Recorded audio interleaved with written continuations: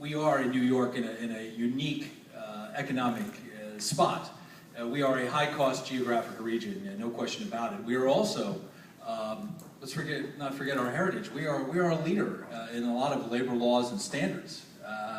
Going back after tragedy, even, you know, the Triangle Shirtwaist Factory, you know, it spawned the New Deal. You know, so out of that tragedy came something good. And I am an unabashed, proud Keynesian on economics.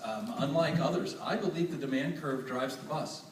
And that putting money in people's pockets is exactly, those are the people who are the job creators. And I know this because my mother, when I was in high school, and I became a furniture mover because she opened a store, she opened an antique store and a craft store, and so all the time I was in there moving furniture and setting it up. But I will tell you, it was exactly that kind of shop.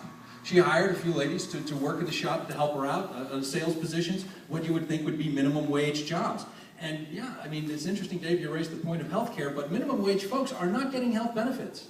So those are not the people we're talking about. So I think we do have room in New York to help drive the national agenda and discussion on wage and minimum wage, especially as I was talking about earlier, the fact that here in New York City, or New York in general, we are leading in this disparity between the haves and the have-not.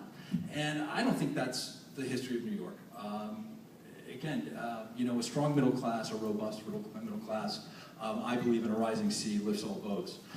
So I think that there's room there. I don't know what that number would be because we're talking about small businesses. We're not talking about McDonald's per se here. We're talking about the people, you know, McDonald's is a large multinational corporation. They can shift those costs different places. What we're talking about here are the folks they're losing their shops on 2nd Avenue. And the people all throughout the city, in Brooklyn and the Bronx and Queens. It's those folks.